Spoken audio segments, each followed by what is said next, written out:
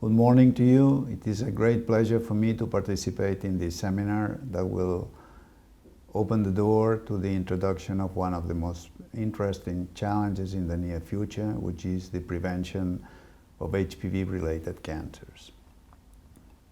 This is my declaration of potential conflict of interest and collaboration with the industry related to HPV. And my first slide tries to summarize what has been the last 100 years of research on HPV and cancer.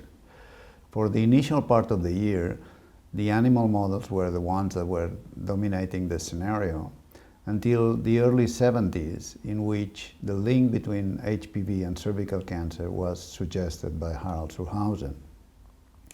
The critical thing in this story was the characterization of HPV 6, 11, 16, and 18, the development of the technology to test for them that gave rise to the opportunity to run very large epidemiological studies in which the conventional questionnaires were supplemented by accurate determinations of exposure to human papillomavirus. That was the time at the IARC where Dr. Saridji was with us and shared many of these discoveries. Very soon after the confirmation that there was a causal association between the virus and cancer, there were two major developments. One was vaccines, which were first licensed by FDA in 2006, and the other one, the diagnostic technology that was a supplement and then a replacement for the conventional pap smears in the screening program. The years went by, and we now have over 60 countries that have adopted generalized vaccination of girls and HPV tests for screening as the comprehensive approach to cervical cancer prevention. And more recently, we have welcomed the arrival of the broad-spectrum HPV vaccine, the one that will cover the majority of the HPV types involved in the origin of cancer. Now, the challenge that Dr. Saridji put to me was to predict what would be the next 100 years in research. And in terms of screening, the prediction is that the need to participate in screening programs will be reduced as the populations arrive having received broad-spectrum vaccines.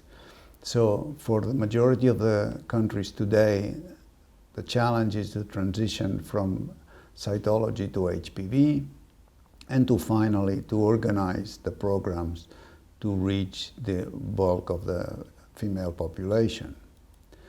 Now, the other side of the spectrum, HPV vaccination, it will dramatically increase as the century went by.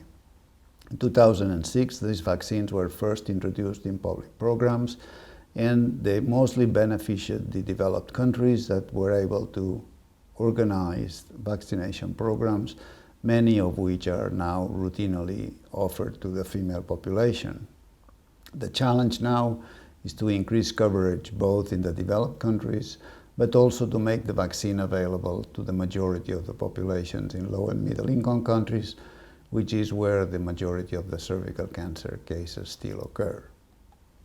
In terms of research, screening will be extremely active in the years to come. We are now investigating the ability of self-sampling to increase coverage. That means that the woman can herself take a specimen within the house, send it to the lab, and getting adequate results. We have to investigate what to do with the women that screen positive for HPV, eventually if there's any treatment for them, as well as some of the details of the screening programs, which is the frequency of the testing, and eventually the major question, which is how do we have to screen vaccinated cohorts. In terms of vaccination, research will investigate if less than 3 doses would be sufficient. We are now already at indications of 2 doses, at least for women up to the age of 18. There are new vaccines coming along that might be easier to use because of the cost and because of the conditions of the management. We are exploring the increase on the indications of the vaccine to elderly age groups to high-risk groups, and certainly we will continue to monitor efficacy and safety over a long time.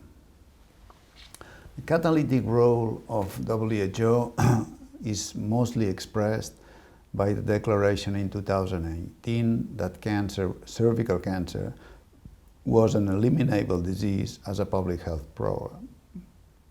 That, in practical terms, means that in May 2020, the World Health Assembly will vote the elimination campaign and will set up a series of activities devoted to offer vaccine to the majority of the women in the world.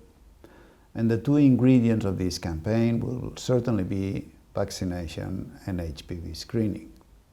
In this conceptual graph, you can see that if we set up the elimination threshold at an incidence rate of 4 per 100,000 per year, which is an arbitrary decision that is currently being made by WHO, if we continue to do things as we are doing today, current vaccination and screening coverage, the prediction is that over 100 years, the incidence of cervical cancer will remain essentially constant.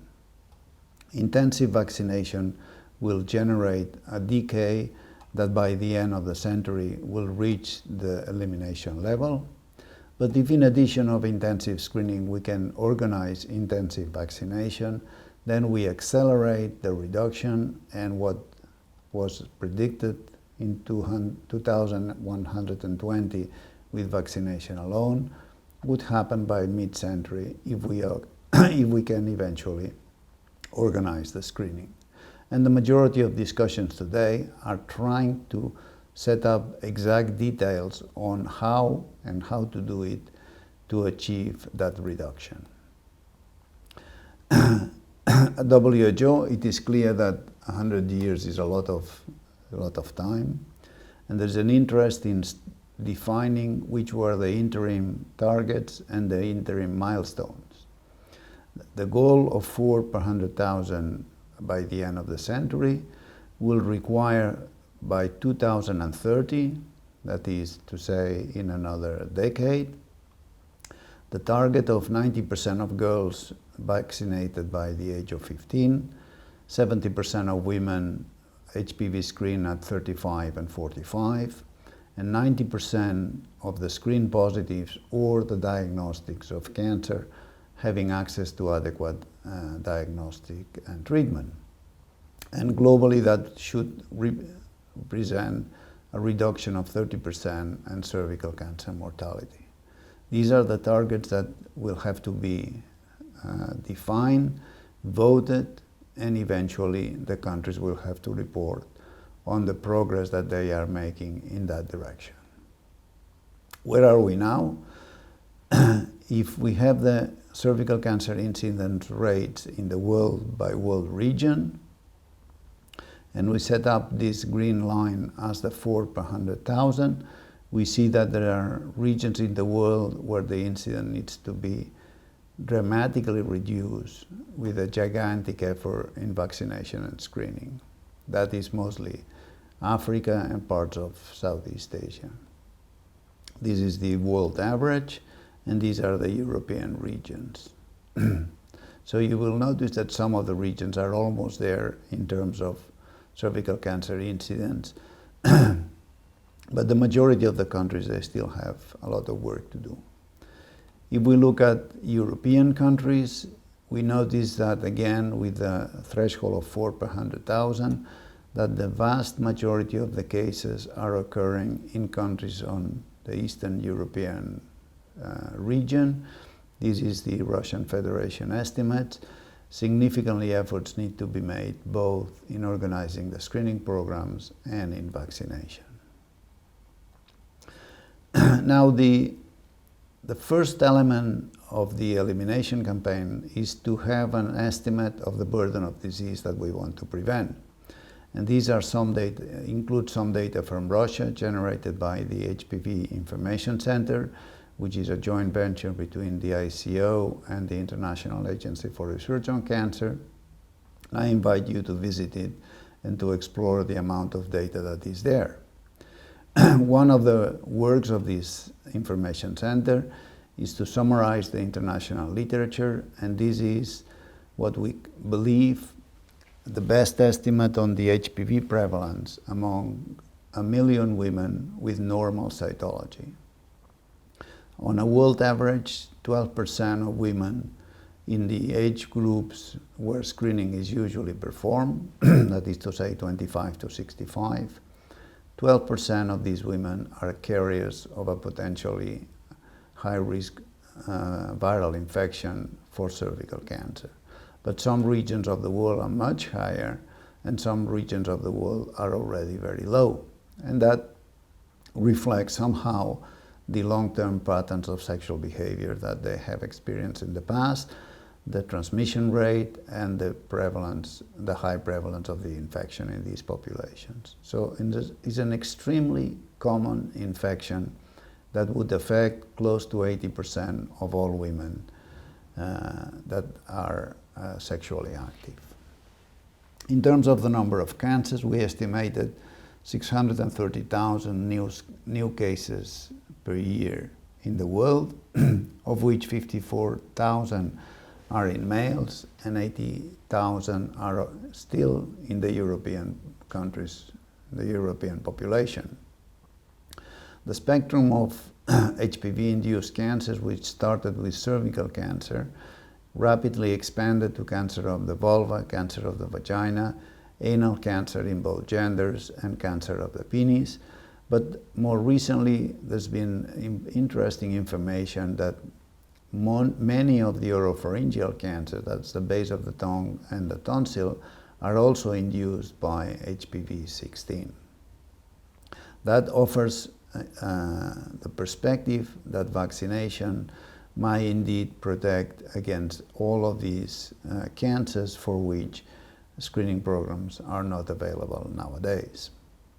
The data that we have from the Russian Federation in terms of the prevalence of the infection is that globally 9% of women with normal cytology are carriers of an HPV type. That's very near the 11% average, world average that I reported before. Again, if you go to low-grade lesions, high-grade lesions, and cervical cancer, you see that the infection is extremely prevalent in these lesions. The majority of the cases of cervical cancer should be HPV positive, and individual reports might indeed find lower percentages because of the technology used in the preparation of these analyses, eventually the preservation of the specimen. In terms of the more epidemiological statistics, the number of cancers that are estimated for the Russian Federation, that's cervical cancer, is 18,000 new cases per year and close to 7,000 in terms of mortality. In terms of ranking, it's the fourth most common cancer in females, considering all ages, but it's the second most common cancer in females 15 to 44, and the first in mortality. This gives us an indication on the burden that cervical cancer still imposes to the families. If we compare incidence and mortality, this is the graph for incidence across the age groups, and this is the mortality. You notice that in typically the screening ages, which is 25 to 64, there's a big gap. There are very many cancers that could be diagnosed at the lower stage, and if we diagnose at the lower stage, we will reduce dramatically the impact in mortality. We do have some information on the type distribution. You remember that HPV is classified in terms of types, and we use numbers to characterize them. And these are the distributions in women with cervical cancer, high-grade lesions, low-grade lesions, and women with normal cytology. You notice that HPV-16 is the dominant one across the spectrum, but the rest of the distributions are very different. in women with normal cytology, what we consider a normal person, there's a wide range of HPV types that can be identified, many of which will not make it to low-grade lesions or high-grade lesions, eventually to cervical cancer. It is very important that when we evaluate and we predict the impact of our vaccines or our screening technologies, we have to look at the distribution in cervical cancer, because this is what we want to prevent. And what you have indicated here in the margin is the types that are included in the second generation vaccine. First generation vaccine included 16 and 18. There was some degree of cross protection covering HPV 45, 31, and 33. And the second generation vaccine included these antigens as the most relevant ones. The important thing here is that we now are pretty convinced that the second generation vaccines are equally effective worldwide, and that there is not really any scientific additional need to continue exploring the type distribution in these lesions, because what we now have from the rest of the world and from the Russian Federation indicates that these vaccines should be extremely important in the prevention of up to 90% of cervical cancer cases. Now, in terms of screening, in many instances, the experience of the pap smear has generated the concept that prevention needs to follow the organization of a cervical cancer screening based on cytology.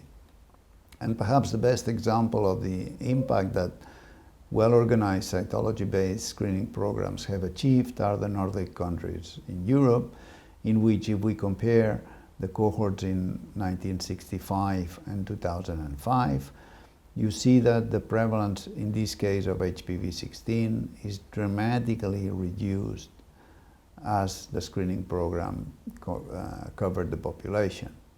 However, in the majority of the instances, screening up to that age tends to plateau, and that indicates to some extent what are the limits of the cytology-based programs to reduce the incidence of cervical cancer. But still a major and a significant advance. Dramatically, very few countries in the world have achieved such spectacular results. And we are now in a position to evaluate the replacement of cytology by HPV tests. In this case, is a meta-analysis that look at the ability, sensitivity, and specificity of these technologies to detect CIN2+ lesions. The first three entries represent the value of cytology in picking up CIN2+ cases. And you see that the sensitivity is very consistent in the three meta-analyses, and it is about 50%. And in the best of the worlds, when the best trained cytotechnicians and cytopathologists are used, the maximum that can reach is 70%. However, HPV testing, in terms of a method to detect CIN2, has a sensitivity of 96% plus, and this is extremely consistent worldwide. When we gain so much in sensitivity, we lose something on specificity, but that something is never higher than 5%. So the trade-off between the gains in sensitivity and the losses in specificity are addressed by the generation of a second technology for triage of HPV positive that will try to disentangle of the negative ones, which one are at high risk and which ones are at low risk for progression. The arrival of HPV screening has a number of characteristics that makes it the technology of the future. Clearly, the gain in sensitivity as compared to cytology is the dominant one. The price to pay is a relatively minor loss on specificity, but it is important that the reproducibility is extremely high. The ability to automatize the reading is high to very high. The majority of these robots They generate the results with very limited manpower requirement. We do have point-of-care technology capable of doing the testing in areas where lab technology is not very well established. The facilities are limited and generate the result in less than 1 hour. Globally, for screening programs, it is essential that it reduces dramatically the number of visits because the frequency of an HPV-based screening program is at least 5 years, probably closer to 10 years would be sufficient. And the capacity of using self-sample specimens to test for HPV, which is something that never happened with cytology. That in a certain way was initiated to ensure compliance of women who did not participate in screening programs. Now it is becoming an offer that should be considered for any women wishing to participate in a screening program. In terms of HPV vaccination, we now have already population data in many countries of the world. That means we are not speaking about phase 3 randomized controlled trials. We are speaking about programs that offer the vaccine to the population, and over time we are able to measure what is the impact of the vaccination. This is a paper that was generated when the first decade of the introduction of the vaccine was achieved, and it reported maximal reductions for the prevalence of the types that are included in the vaccine on 90%, the reduction of genital warts 90%, the reduction of high seal 85%, a very strong herd protection, which is the phenomena by which non-vaccinated women or non-vaccinated males living in a population where there's a high coverage of the female population with the vaccine, they also benefit from the reduced circulation of the virus in the population, and they also receive part of that benefit to that extent. And we do have preliminary results showing an impact on recurrent respiratory papillomatosis, which is a condition of the newborns where the mother is HPV positive for 6 or 11 and infects the baby at the time of the birth, as well as some information on the reduction of cervical cancer. Here are some examples. That's the population of Sweden, in which they have registries and serum banks. And one of the exercises that they did was to use that that banking system to test for HPV in specimens that were retrieved before and after HPV vaccine introduction. Again, for HPV 16, this is the typical curve against the age groups for infection before the vaccination campaign, and what happened after the vaccination campaign was a dramatic reduction in HPV 16 prevalence. Same results were obtained in Australia before vaccination and after vaccination for the types that are included in the vaccine, 16, 18, 6, and 11, and for any HPV type, a dramatic reduction before and after the vaccination campaign. In terms of carcinoma in situ, which is our best surrogate for cervical cancer, here's one of the many examples that we have today on how, as compared to the cohorts of 1979, which were not offered vaccination, we take that as a reference, in a population in Connecticut where the coverage is not dramatically high, it's around 50% of the young cohorts acceptance of vaccination. You see that the high-grade cervical lesions found at screening dramatically drops as these cohorts reach the screening ages. But perhaps the most challenging recent information is the data from Finland. In Finland, they recruited all women that participated in phase 3 trials with any of the vaccines, and these women were confronted with the cancer registration system, which covers the entire population, and they were able to generate an analysis of that sort. There were 9,500 vaccinated women that generated 66,000 person-years of follow-up, and a group of 18,000 non-vaccinated individuals that generated 124,000 person-years of follow-up. So when these two groups were confronted with cancer registry, they found in the vaccinated cohort 0 cases of any of the cancers related to HPV, against 10 cases in the non-vaccinated cohort. 8 of them invasive cervical cancer, 1 cancer of the vulva, and 1 cancer of the oropharynx. Globally, this is preliminary data, but is now being confirmed, and that shows that the vaccine has an extraordinary potential to reduce cervical cancer just a decade after the initiation of the population-based vaccination programs. We also have reassuring information in terms of safety. These are the analyses that were generated by the SAGE and the Global Advisor Committee on Vaccine Safety of the World Health Organization.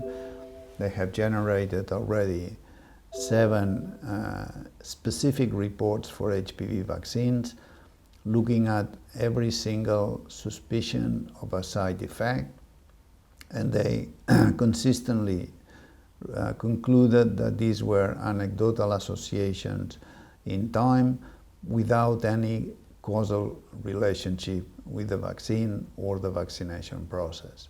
Therefore, we should be optimistic in the sense that these vaccines not only are already efficient against cervical cancer, but are also extremely safe for the populations.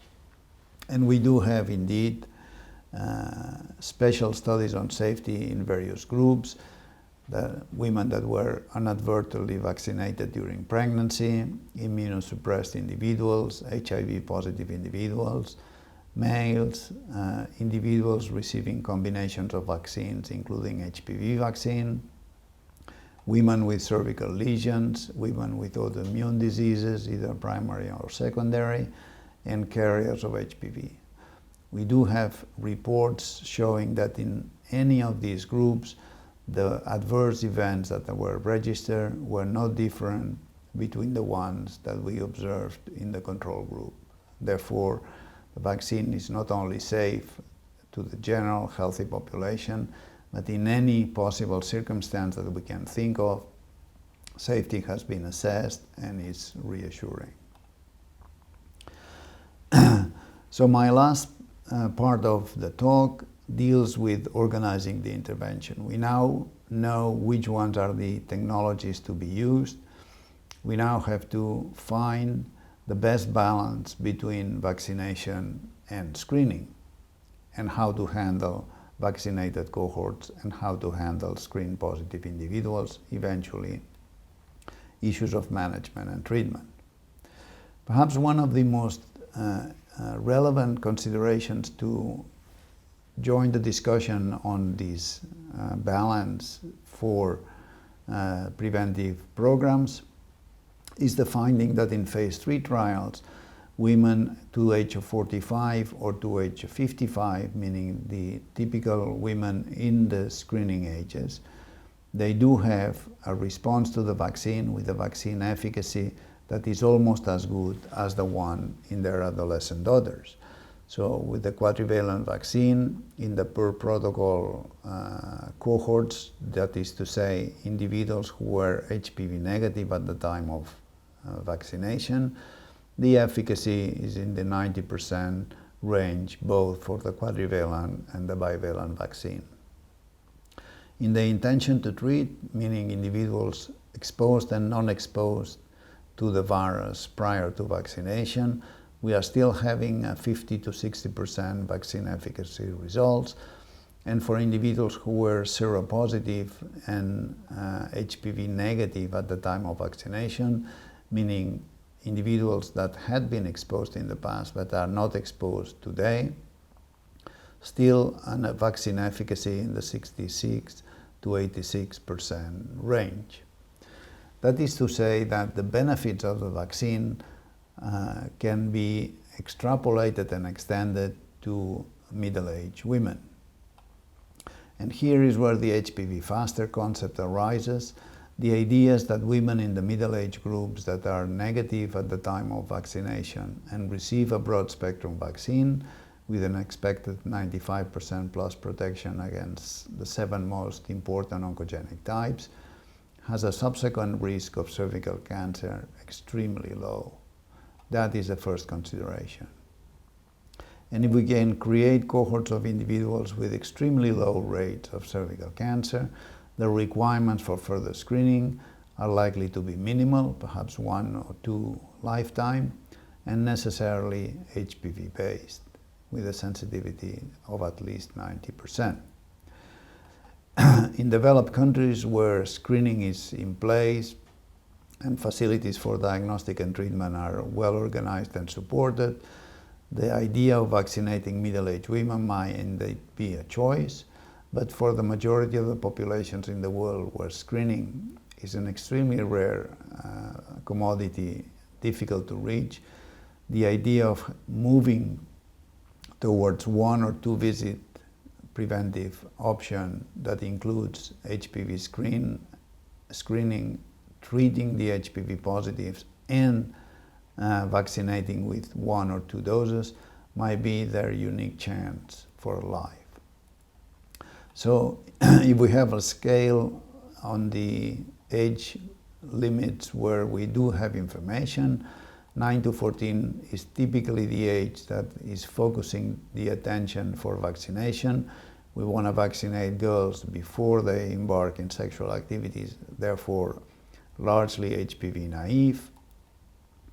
In Australia and in other countries, but not very many countries, they offer vaccination up to the age of 26. And we are now considering that vaccination can eventually be extended to a wider age range. That's a sort of a priority vaccination and an optional vaccination campaign. The exact limits need to be defined by local epidemiology. So if we offer vaccination to a much broader population, we know that we will be vaccinating HPV positive individuals in these groups here after they initiated sexual activity, where the majority of the infections of HPV will occur. And we know that the vaccine, although will protect these individuals against future infections, will not help them to resolve prevalent infections.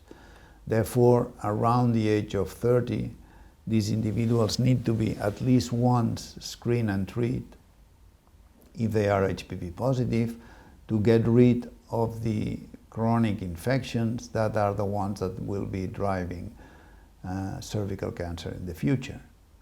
Now, if we do that, and we have cohorts that are vaccinated and they are HPV negative or HPV positive being adequately treated, subsequent needs for screening will be very limited, perhaps 1 or 2 lifetime. That approaches a little bit the sort of logistic schemes that could be applied in many middle-income countries. If in addition we have a program for male vaccination, what we know is that we will increase dramatically herd protection, and we will also increase the resilience of the program in case there is a failure of the supply of the vaccine or the vaccination capacity. To conclude, I would like to invite you to visit this publication. This is one of the activities of the Information Center was to generate a collection of 11 monographs that they compile.